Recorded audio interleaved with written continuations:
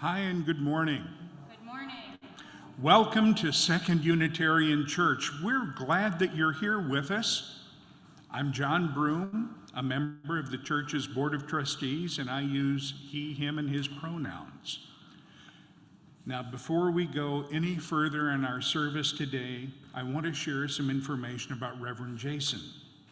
Some of you may know that Reverend Jason was hospitalized a few weeks ago after a suicidal gesture. The good news is he's now home and feeling significantly better and looking forward to returning to 2U.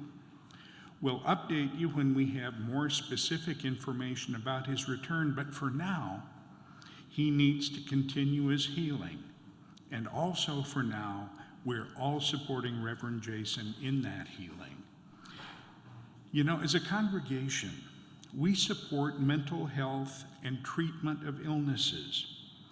For those of you experiencing challenges with mental health, I encourage you to contact the pastoral care team, Reverend Elizabeth, or to use that suicide hotline number on the back of the order of service. Right now, we want to hold up Reverend Elizabeth, Reverend Derek, Reverend Allison, Alicia Obando, and Penny, Kate Learson, Carl Kennedy, Cale Manning, and the huge number of others who've stepped up and stepped in to keep 2U moving ahead in Reverend Jason's continued absence. We need to take care of ourselves and each other, and we're pleased as a congregation we've been able to support Reverend Jason during his period of illness. We look forward to his return, as does he. We're continuing to meet virtually using Zoom, as well as in person at the Admiral and right here in the sanctuary. We ask everybody's indulgence for the complications of a three-part service. And we're glad you're here, regardless of your mode of attending. And in Zoom, you'll notice a chat feed available where you can say hello and interact and share your joys and concerns when we reach that time in the service.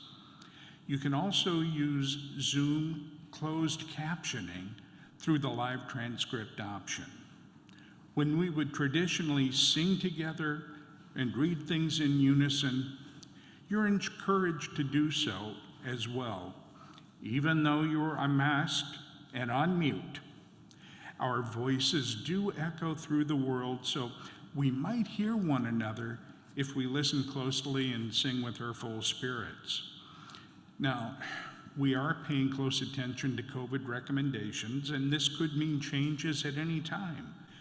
But for now, we recognize physical distancing, even while masked, as an act of love and protection. The most recent information is on the Second Unitarian website. We especially welcome newcomers this morning. Finding a new community and making new connections can be really challenging, but know we're excited to have you and look forward to getting to know you. If you're new to us today in Zoom, you're welcome to note that in the chat or mention it during the chat after service. Here in the sanctuary, though, feel free to fill out one of the yellow cards. You can find one on the welcome table behind you. And if you fill that out, you can receive our twice monthly newsletters and even get yourself a name tag. Now, during our offertory, we're not currently passing the collection plate. But if you'd like to make a donation in person, you can do that by placing it in the white box on the wall on the right side as you leave the sanctuary following the service. There are envelopes on the welcome table if you'd like to use one. We encourage everybody in the sanctuary, like our Zoom participants, to text your donations to Second Unitarian. The information's in the order of service. Our worship today is led by the Reverend Elizabeth Harding, our lead community minister. There are a whole bunch of people who also make this worship service possible. The music, the technical production, they're listed in the order of service, and we really thank them for their service to the congregation. Right now, we have a live Fall Fest announcement. Mary Helen, would you come forward, please?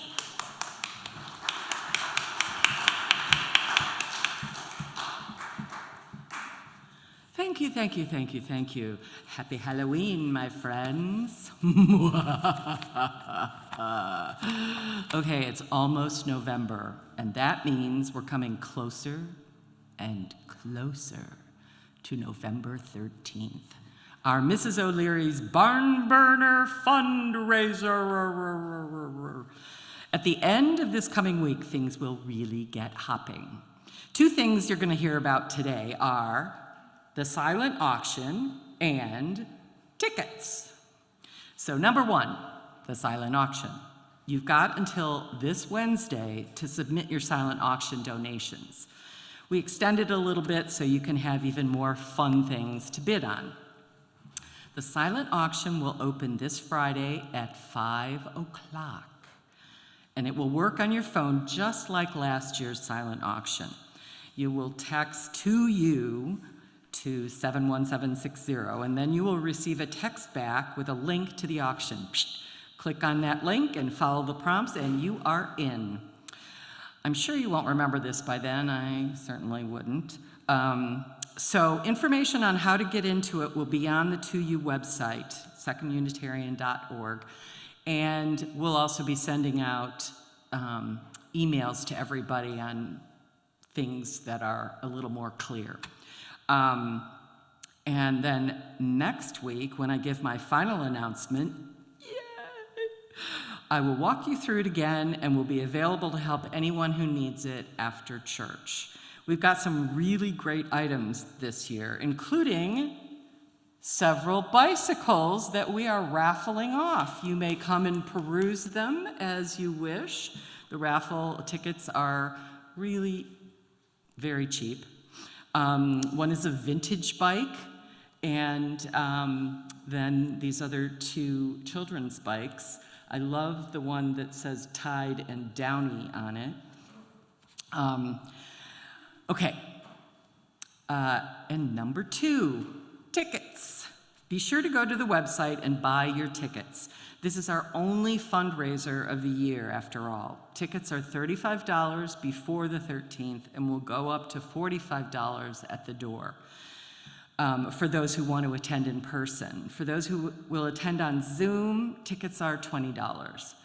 And for anyone who wants to attend, but the cost is a problem, please let us know. Kate Learson, Rob Muller, or me. There are sponsorships available. We want everyone to be able to come. We will have some great entertainment. Musicians, comedy, and storytelling, and another fun paddle race. And for those who are attending in person, we will have, in keeping with our theme of the Great Chicago Fire, barbecue. Yay! Vegetarian options will be available. So here's the thing. In this wacky time of COVID, it's very hard to guesstimate how many people will join us in person. So we really need your help. If you can, please, please, please buy your tickets as soon as possible. It will give us some real numbers of how many people to expect. That way we can tell the caterers how many box dinners to prepare, and we can set up the right number of tables. So, our barn burner is coming up sooner than you think. This coming Friday, October 5th, it all begins with the opening of the silent auction. So, your two things to remember from this announcement are, number one, you have 3 more days to submit any silent auction donations, and this Friday, November 5th at 5 p.m., the silent auction begins. And number two, buy your tickets today. It's really easy. You just go on to the website and click on purchase tickets. It's pretty easy. It's going to be a really fun party. And so invite your friends, your family, your neighbors. Everyone is welcome. See you there.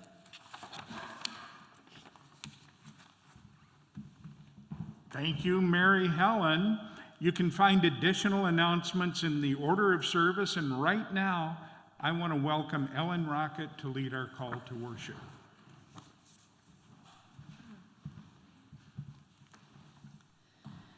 We are a Unitarian Universalist congregation, a community of children, youth, and adults, a people of many beliefs and traditions, bound not by the specific list of things we believe, but the values we share. Whether you are joining us for the first time or for the 1,000th time, you are welcome here. Whether you believe in God some of the time, all of the time, or none of the time, you are welcome here. Whatever your race, whomever you love, whichever way you move in the world, however much money is in your pocket, you are welcome here. If you feel spooky or silly or downright Halloweeny, you are welcome here. I invite you, as you feel ready, to take a breath in and out.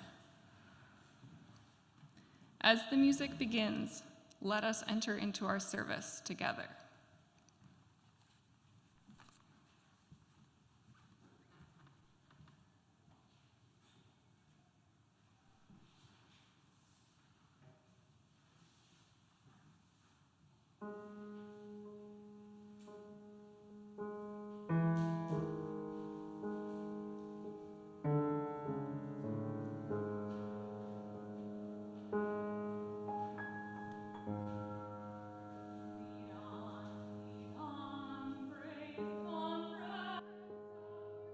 Lies far away.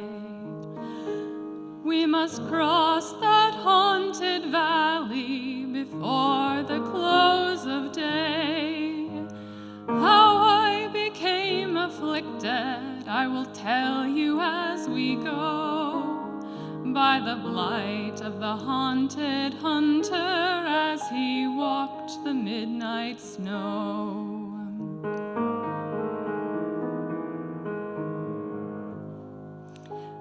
Through the cold December heavens came the pale moon and the stars. The yellow sun was sinking behind the purple bars, and the snow it lay drifted across the ridges drear that lay for miles between me and the camp for which I steered.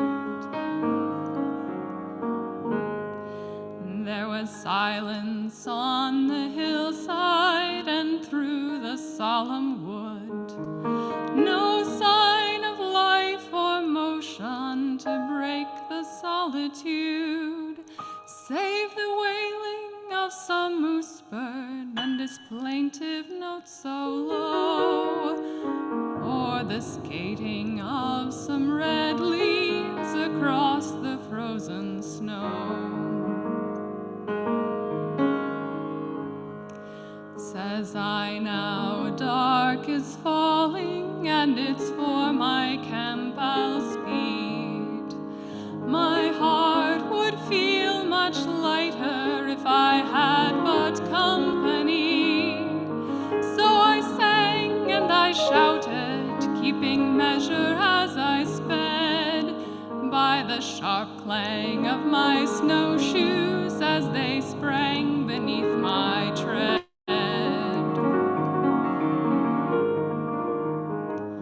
Not far into that valley had I gone upon my way, when a dusky figure joined me in a caparison of gray.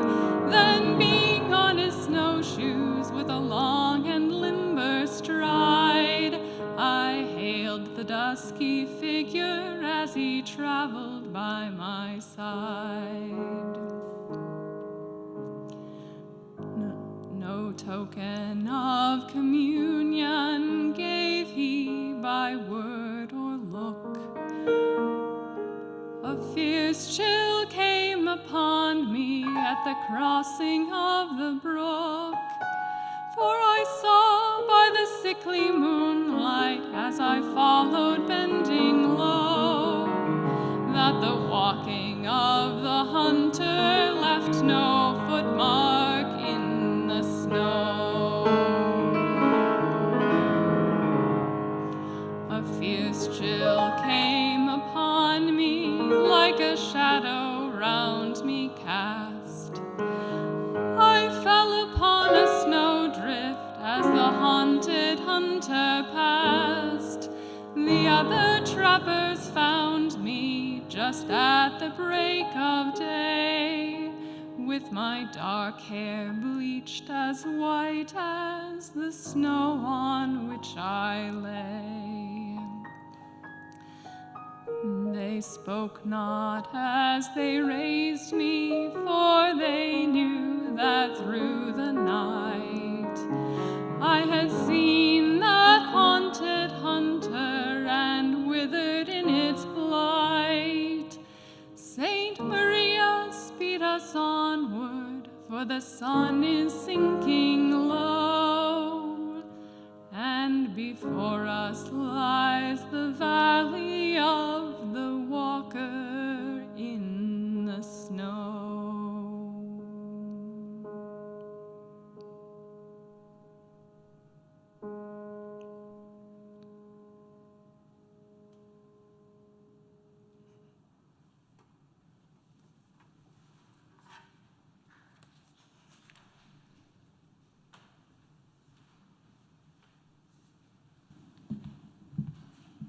Good morning.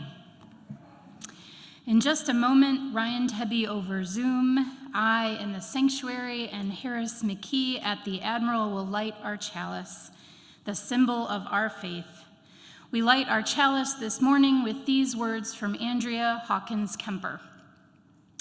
Gather we now into this space, this time when the wheel turns and the veil shatters.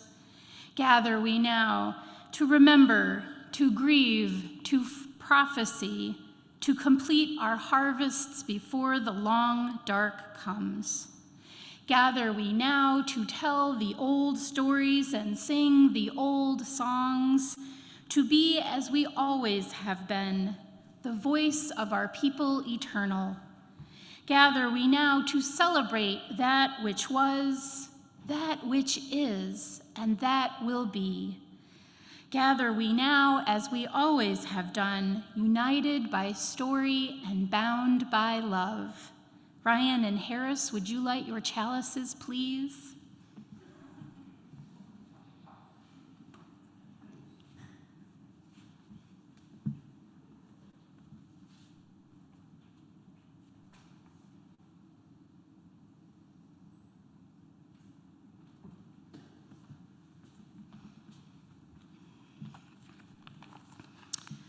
I would invite Audrey Martin to come forward and lead our first hymn, number 1031, Filled with Loving Kindness. Your words should be in your order of service and on the screen.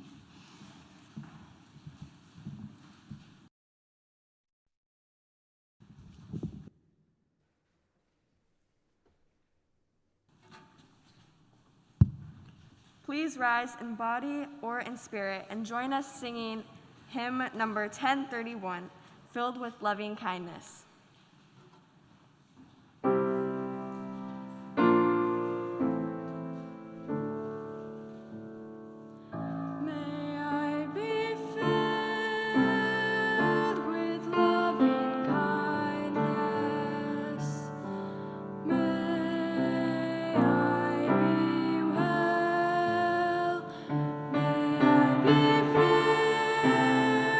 With loving kindness.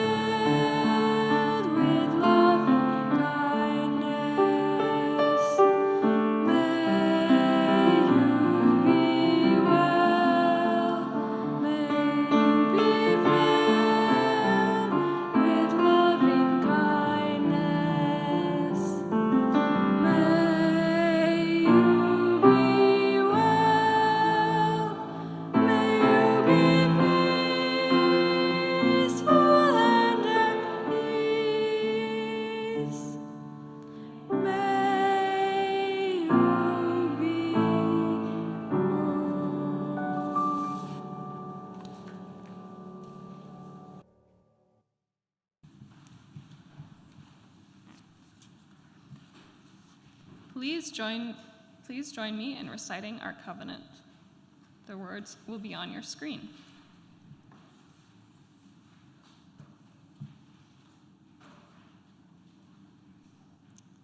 We covenant to build a community that challenges us to grow and empowers us to honor the truth within ourselves. We will be generous with our gifts and honest in our communication, holding faithful to a love that embraces both diversity and conflict. Called by our living tradition, we will nurture spirituality within a vision of the eternal, living out our inner convictions through struggles for justice and acts of compassion. Please join Audrey and Sophia in singing our congregational hymn, Spirit of Life.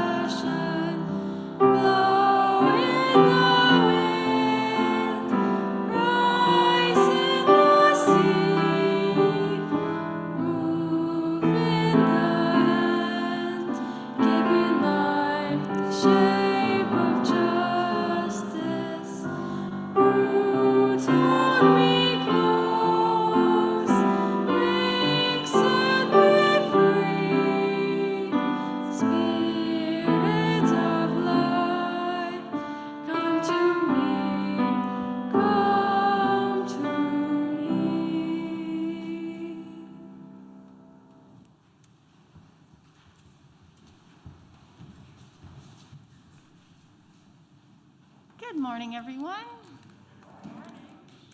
It is now time for our Story for All Ages. So for those of you at home, if you have any kiddos around, it's a good time to ask them to come and join you. Today's story is called The Little Book of Fears.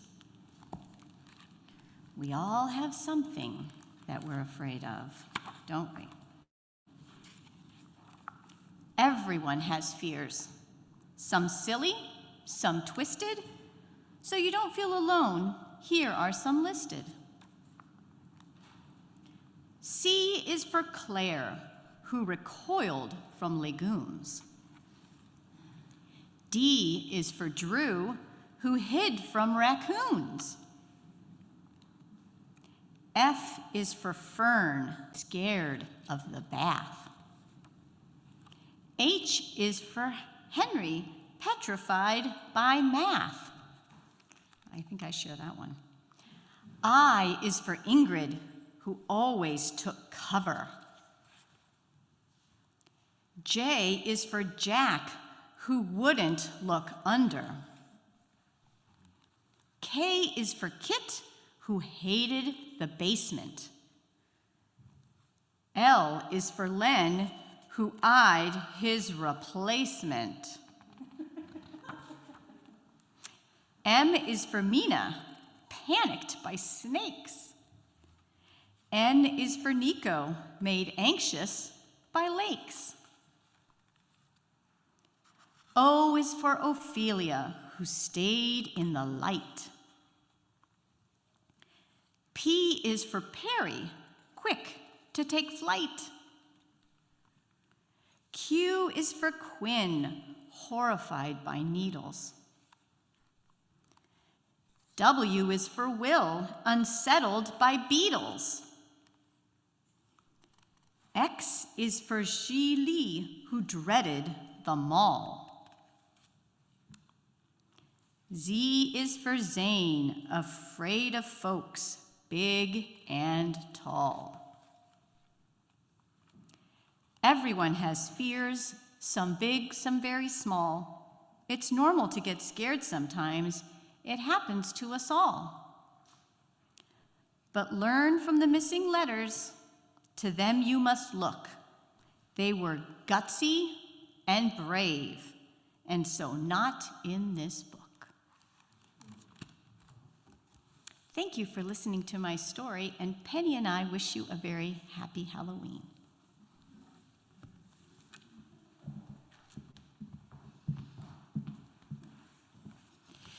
Each year, we all make a commitment, a pledge to support the ministry of our church. In addition to this contribution, each Sunday we take a collection so that we can share with those doing justice beyond our church community. While we are unable to come together in person in one location, you can still share your resources. To make your contribution, you can send a text and follow the prompts. We will have the number on your screen as the music plays for the offertory. For the month of October, we are sharing our plate with the Immigration Emergency Fund of the Sanctuary Working Group of the Chicago Religious Leadership Network, CRLN. This week, we will hear some words from the Virtual Service Committee shared by Dan Ashley, and we will meet our new Zoom Service Director, Cale Manning.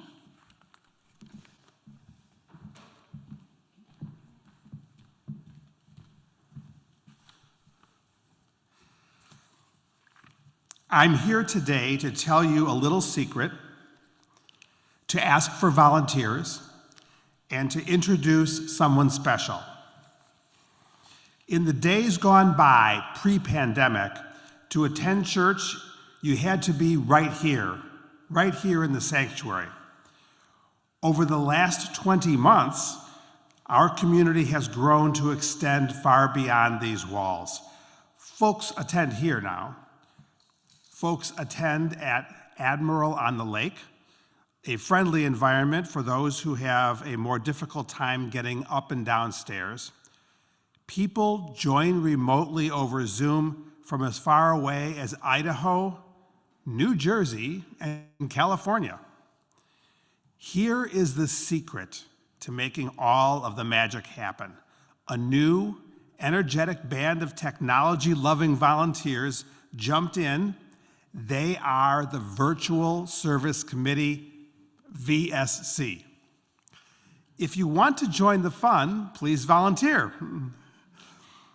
To make it sustainable, 2U has hired a new staff member to help with the VSC. Cale Manning, would you please stand up and wave your arms? It's Cale right there in the back.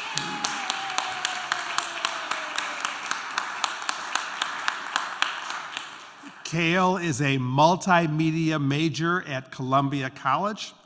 He is here every Sunday pushing those technology buttons. But what happens if Cale goes on vacation? What if Cale gets sick? The show must go on. That's where the VSC volunteers come in. It's easy. And it's fun. You'll get to use new technology. You'll learn how to broadcast different presenters from different locations. You'll share the lyrics to songs and more. To volunteer, send an email to vsc@secondunitarian.org. Obviously, that may not be something you're going to be able to write down right now. So if you're here, come in the back and see me after the service. If you are at Admiral on the Lake, see Harris McKee, and he can give you that email address. If you are on Zoom, that email address will be posted in chat, vsc@secondunitarian.org.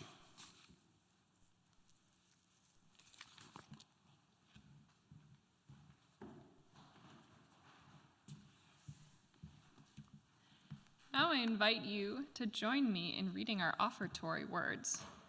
The words are printed in your order of service and are on the screen.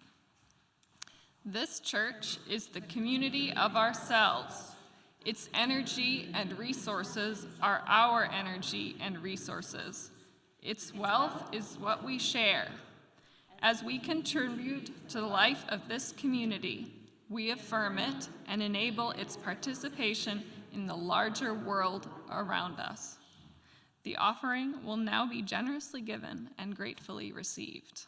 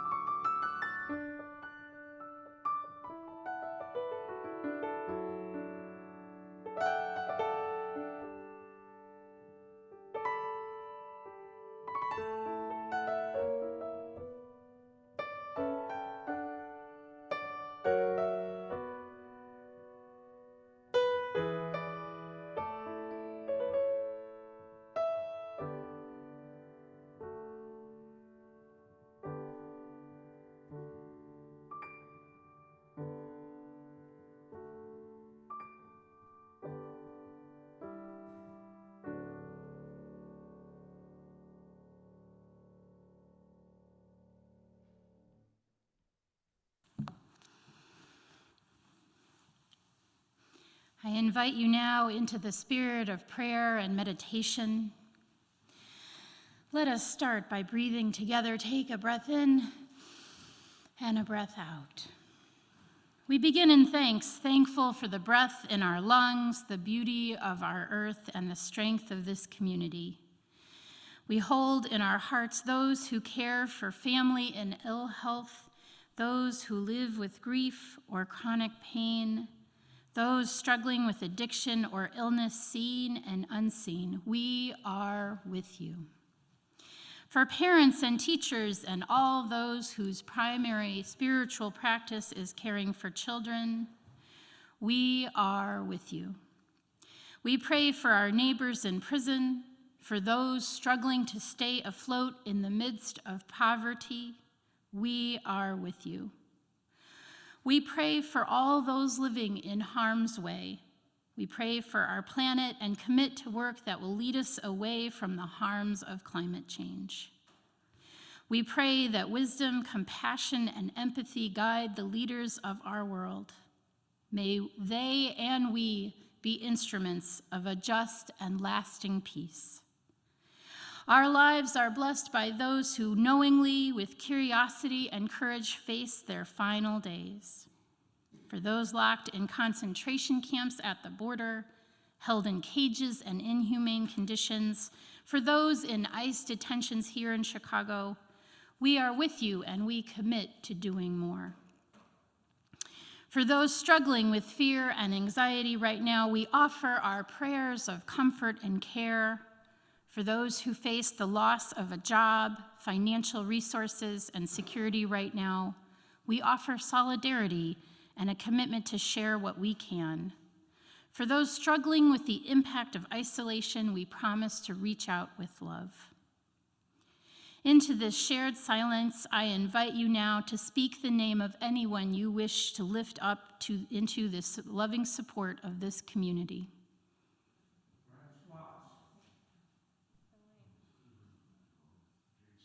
Jason. With our deepest compassion, let us hold in our hearts those named and unnamed, those remembered and those forgotten.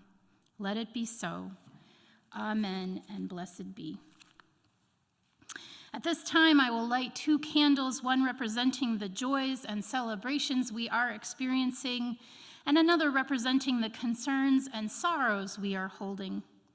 As we wish to return to our congregational ritual of lighting candles for our joys, concerns, and sorrows, we want to continue to maintain our safety and comfort with each other. In the sanctuary, you are invited to come up and get a candle from the usher or have the usher light the candle for you. As you end your time of contemplation and candle lighting, we invite you to use the hand sanitizer available so that we all can be clean and safe together in our service. This week, I invite you also to bring your picture of your loved one, hopefully you received an email yesterday, and put it on our table of remembrance. For our friends at the Admiral, I invite you to come forward and to take a pebble from one bowl, hold it tightly, putting your energy into the stone, and then knowing your joys and sorrows to be shared by this community, to let it go lightly into the other bowl. For those friends at the Admiral, I also invite you at this time to put your pictures on the table at the Admiral. For our friends on Zoom, we invite you to share your joys, concerns, and sorrows in our chat window. And if you have pictures on your table, please share them with your friends on the screen.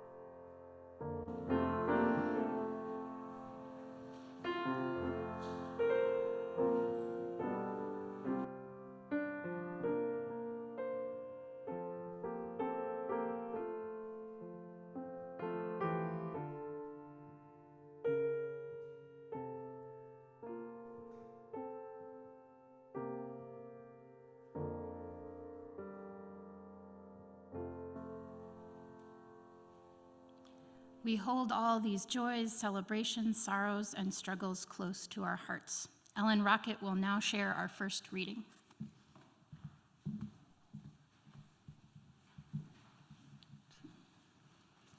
Our first reading is The What Ifs by Shel Silverstein. Last night, while I lay thinking here, some what ifs crawled inside my ear and pranced and partied all night long and sang their same old what if song. What if I'm dumb in school? What if they've closed the swimming pool? What if I get beat up? What if there's poison in my cup? What if I start to cry? What if I get sick and die? What if I flunk that test? What if green hair grows from my chest? What if nobody likes me? What if a bolt of lightning strikes me? What if I don't grow tall? What if my head starts getting smaller? What if the fish won't bite? What if the wind tears up my kite? What if they start a war? What if my parents get divorced? What if the bus is late? What if my teeth don't grow in straight? What if I tear my pants? What if I never learn to dance? Everything seemed swell, and then the nighttime what-ifs strike again.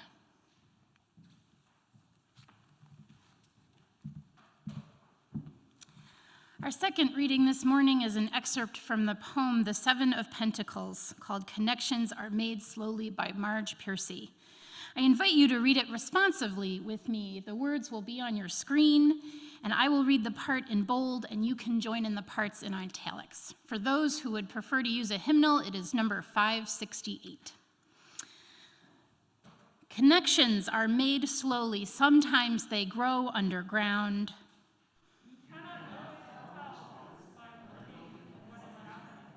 More than half the tree is spread out in the soil under your feet.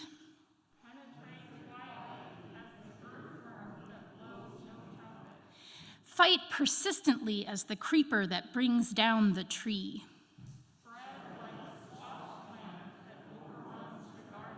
Gnaw in the dark and use the sun to make sugar.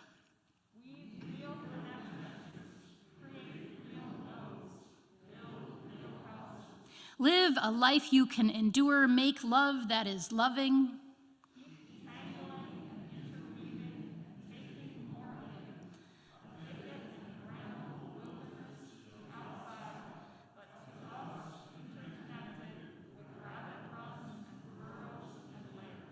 Live as if you liked yourself and it may happen.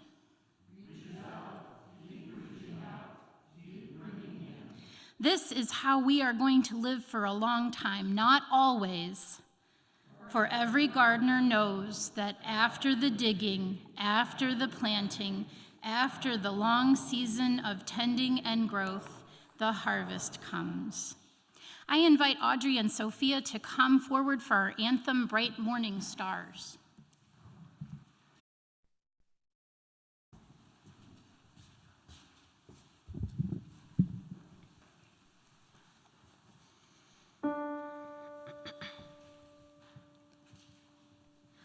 Bright morning stars are rising. Bright morning stars are rising. Bright morning stars are rising.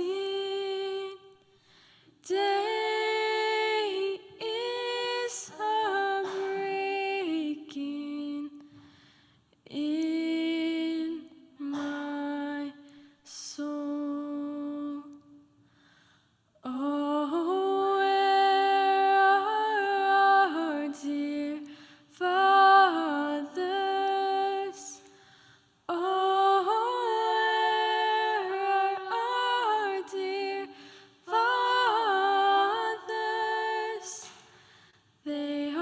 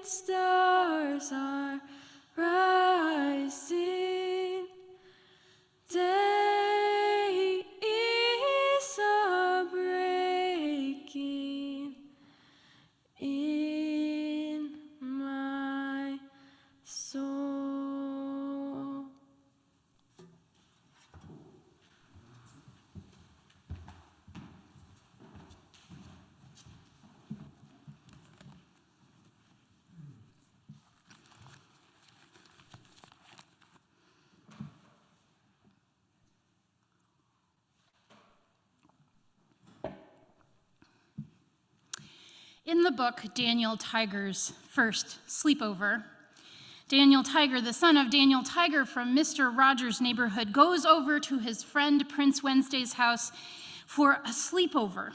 They have a great time until it's time to go to sleep. Daniel sees a shadow on the wall that looks scary, and he remembers that the adults in his life have taught him, if you're scared, see what it is, and you might feel better. Daniel goes over and he finds out that the shadow is only a stuffed animal, Mr. Lizard. And Mr. Lizard is not scary at all. So Daniel and Prince Wednesday are able to go back to bed and fall asleep. I read a lot of Daniel Tiger these days. I find these books and the television show to be extremely helpful in navigating the world for my children and also for me as a parent. We all need help sometimes figuring out our way. One of the ways Daniel Tiger does this is by creating routines and songs and rituals and ways to manage his big feelings. One of those feelings, fear, surfaces a lot during Halloween. Part of the reason is that it's commercialized. We see ads for haunted houses and scary costumes and horror movies. There's something about the physical sensation of being afraid or scared that lasts a long time in our bodies. Affect theory, the theory of emotion and memory, tells us that human beings have 9 affects, 9 physiological experiences in the body. And each one has a range. And in our case, we're talking about fear. So we have fear and we move to terror. And each affect gets associated with experiences and then memories. And when we experience the feeling in our bodies, the memory plays through our brains and for a second time, and over again, we can get conditioned into this feeling. However, when we practice a coping skill or a mantra or reassociate the fear with something that helps us face it, we interrupt that script that runs through our bodies. We can change our neurological pattern. We can rewire our brains to adapt. When I was about 8 years old, my childhood friend / bully had a birthday party, a sleepover. She was turning 9 and I was still 8, and she insisted that we watch 2 horror movies, a babysitter slasher movie and the now classic Nightmare on Elm Street Part 2. It was not the best sleepover I ever attended. I was traumatized, and I never watched another horror movie again. And I tried. I sat down with my then girlfriend in my 20s, and we tried to watch something involving a vampire. And I started hyperventilating. I could not finish the movie. However, I noticed that there is an adaptive twist in my life. I can read horror novels. And then I can watch the movie of the novel, but I can't reverse the order. There's something about that adaptation that makes the quirkiness of me facing that fear possible. Everyone has fears. Some are manageable and some are not. My kids have more manageable fears, and I have learned that the more proactive I am as a parent, I can help them manage the unknown, the uncertainty they feel. I can help them feel gutsy and brave, just like in our story this morning. Halloween helps us manage our fears by inviting us to try on a mask or a costume, to try on a different persona or experience. It helps us pretend and play is essentially how we begin experiencing the world as children. And it is an important time of the year when the light is changing and the dark is increasing.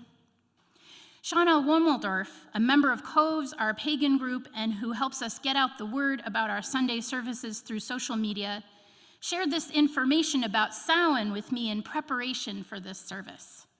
Samhain is the 3rd harvest of nuts and berries, a time when people pay attention to the concepts of death and rebirth, a time to recognize the energy of the earth going into hibernation, a time to gather energy for the springtime when new life comes forth again.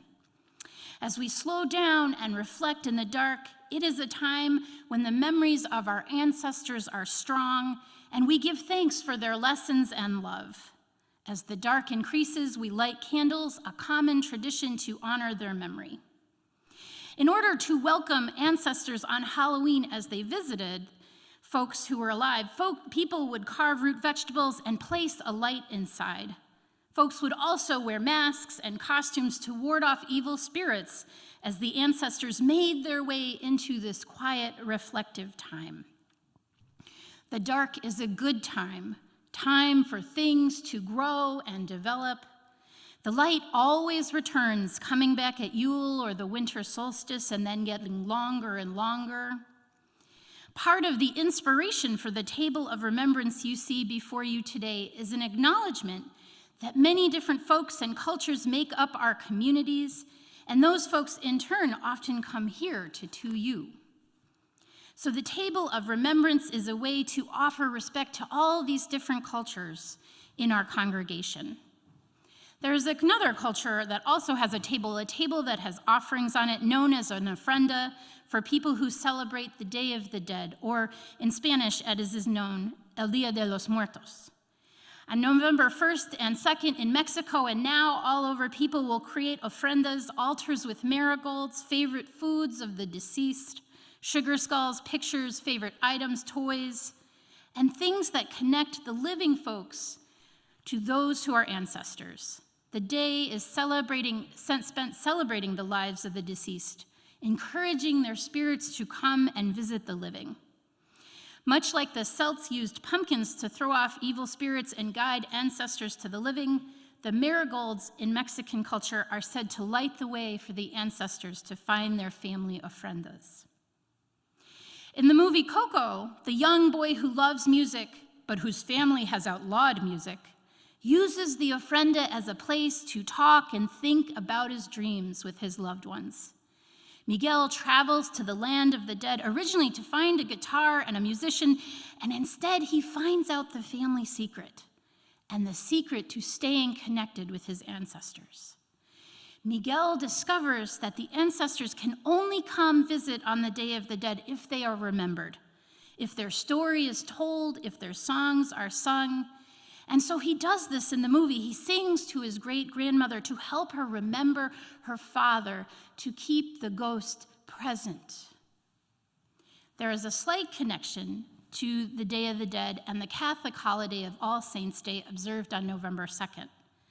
The Catholic holiday acknowledges all those souls who are deceased, especially those souls who are in purgatory because they died before receiving absolution for their sins. Now, this theology is clearly not ours because we are Unitarian, we are Universalist, and we believe that God is a loving God who brings everyone to heaven and does not damn anyone to hell.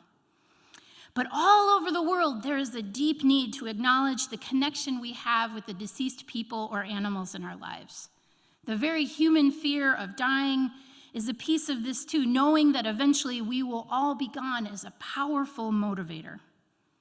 This table, then, is another layer of our spiritual practice of hospitality, that key element of our lived experience as Unitarian Universalists. When we prepare a table or an ofrenda, an altar at home or at church, we create a place where our hopes and dreams and fears can have a safe place to rest, a place for us to play them through or work them through in our lives.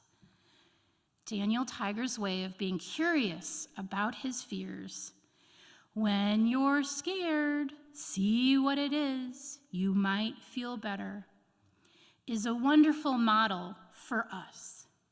Checking out your fear is a way of taking care of yourself. It's a way to check in with those thoughts and memories and to say, oh, this is an old thing. Or is this fear a new thing? How do I want to handle it this time?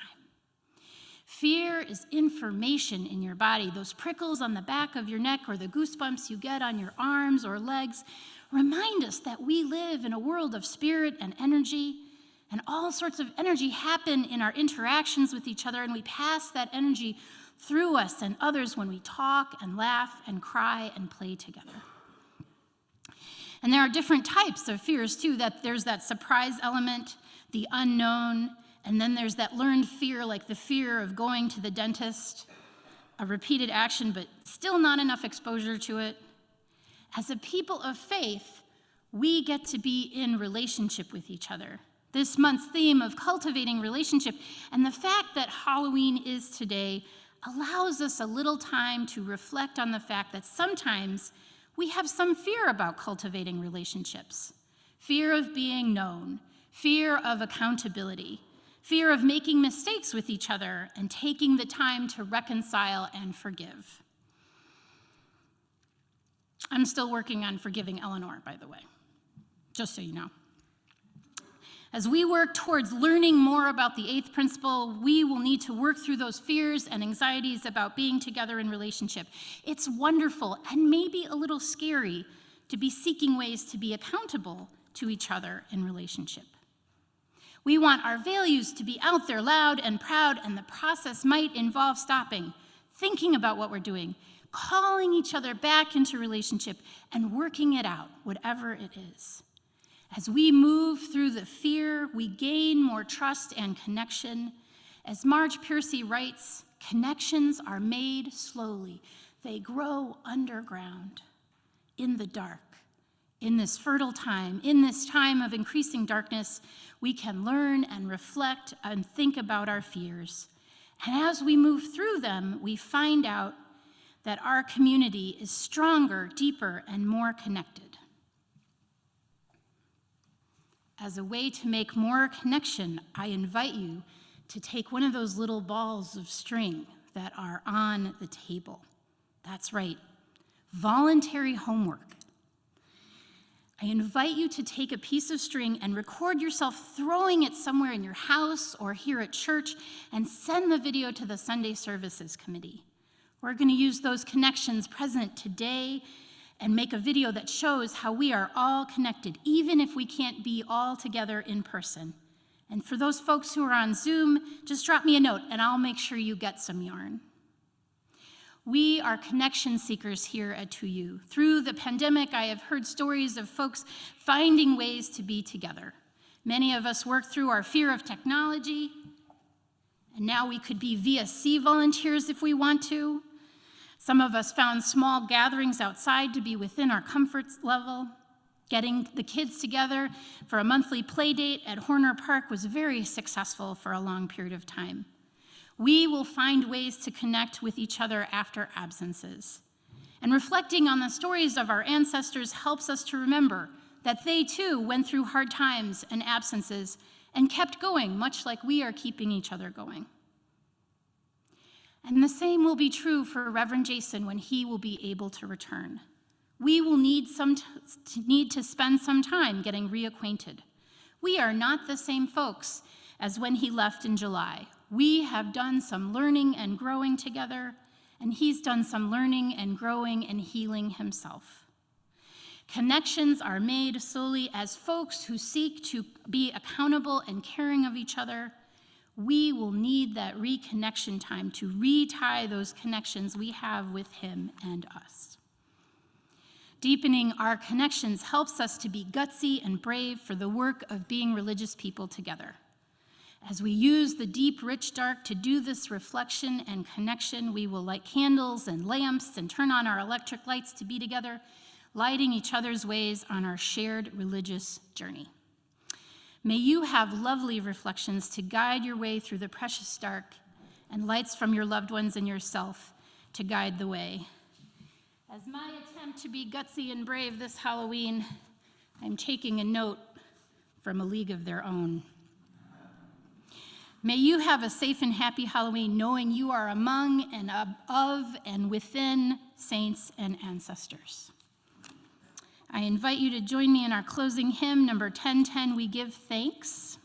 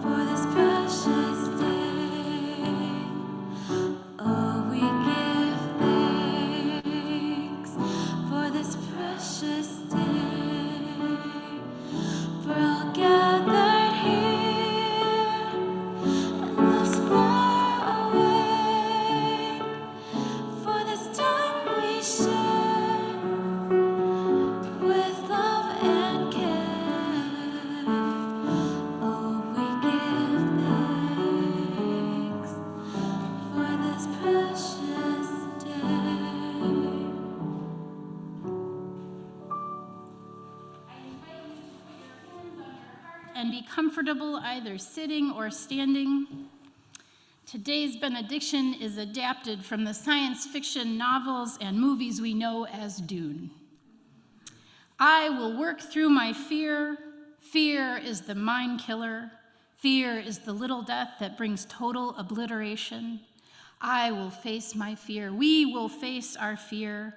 We will permit it to pass over and through me. And when it has gone past, we will turn the inner eye to see its path. Where the fear has gone, there will be nothing. Only we will remain deeply connected, gutsy and brave, and accountable to our faith, together, in person and over Zoom and in multiple locations. Amen, and blessed be.